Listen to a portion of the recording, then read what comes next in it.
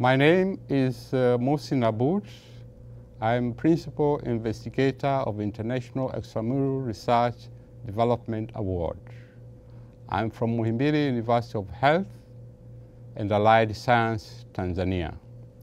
I'm going to present to you electronic submission of grants application. My talk will cover on 4 sections. The first one is registrations that are required for electronic submission. The second one is how you find funding opportunities. The third one is preparing your application package.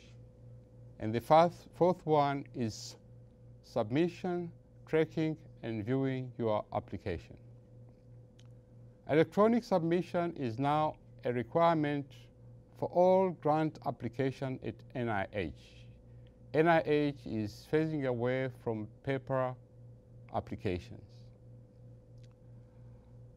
There are 2 important systems for electronic submission of grants. The first one is the grant.gov. Grant.gov is a federal government portal system where all grants applications go through. The second one is a ERA Common, or Electronic Research Administration Common. This is a platform where the NIH grant applications are processed. Organizations must register in 5 important, they have to get 5 important registration. The first registration, and this is only for foreign country, is to get NATO commercial and government identity number. The second one is to get a data universally number or DANS number. And then institutions have to register at System for Award Management, it's also called SAM. They have to register at the grant.gov and also at ERA Common. NATO commercial and government identity number is a 5 number which identified an institution location. This can be obtained either by telephone, we have you can refer to the slides, or from the website which is also shown on the slide. DANS number is 9-digit number that identify institutions. Institutions usually have only 1 number. If the institution is large, they can have multiple number. But DANS number is important in your application because that will identify your institution. Registration is also required at SAMs. After obtaining your NATO number and DANS number, you can now register at System for Award Management.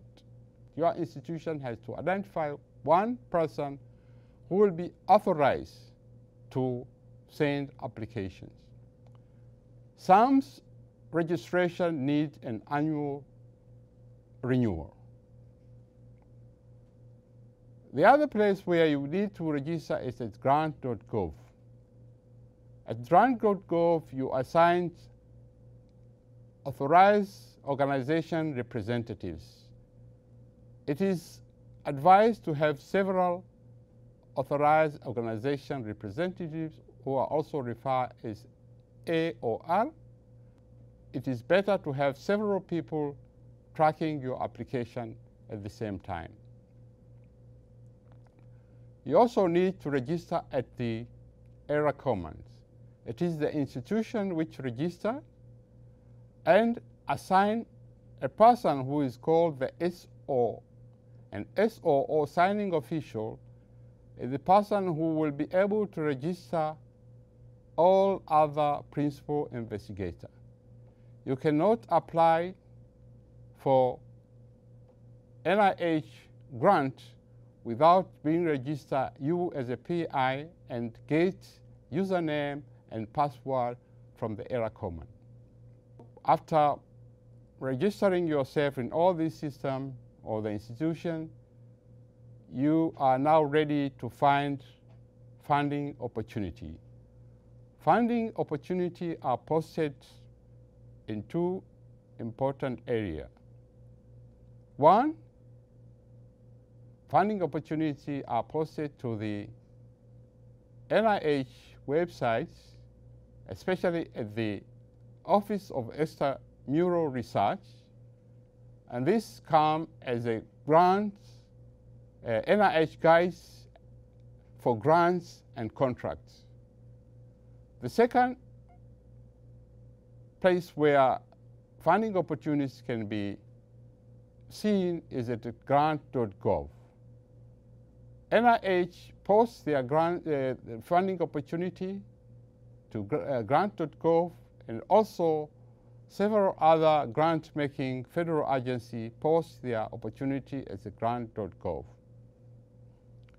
It is important that you check both of these websites and read the guidelines and requirements for this application. Usually, if you go to Office of Extramural Research, you will find and fill your search criteria, you will be directed to the grant.gov, where you will be able to download funding opportunities. You will need an Adobe Reader, the recent Adobe Reader, and there are two documents to download. The first one is the instruction for filling the application package, and the second one is the application package itself. It's important that you submit your email address, so in case there are any changes in the funding opportunity, you will be informed. The standard form 424 will be will come in all the application package, and the types of form will be decided by the funding agency.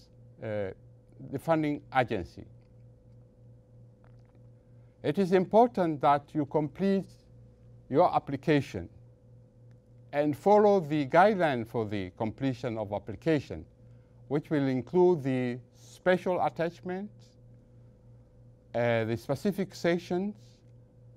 Also, it's important that you follow the guideline for the font and margin. You should not include page, header, or footer, and avoid the two-column landscape format. All the attachments should be converted to PDF.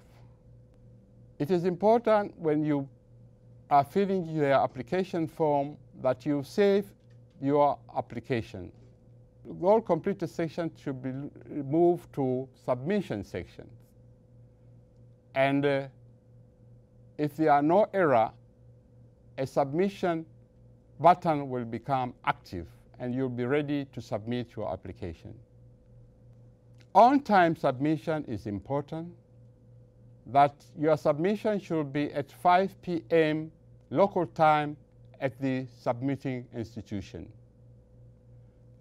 before or on the due date. It is therefore important reminders here that you should submit earlier than the due date. Once you have completed your application and it's ready for submission, you have now to move to the authorized organization representative. You as a PI will not be allowed to submit your application. You look for a person at your institution who is authorized to submit application, and he has the electronic signature to submit your application. Once the application has submitted within 1 hour, you will get 3 emails from grant.gov. The first one will be telling you that your application has been received and is being validated. The second one, it says that the application has been validated and is being prepared to be moved to the grantor's agency. And the third one will tell you that your application has been moved to grantor agency. Once the application has reached the grantor agency, they look at the completion. If there are warning and error, then you have to correct the warnings and the error, and your AOR has to resubmit the application again. If there are no error, then the application will move ahead for further review.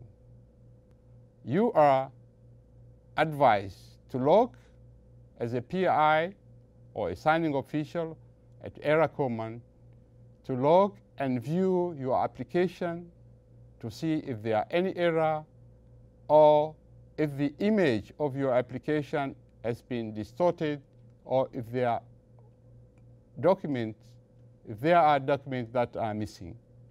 It is important to follow the principle of submission, including submission on time to grant.gov.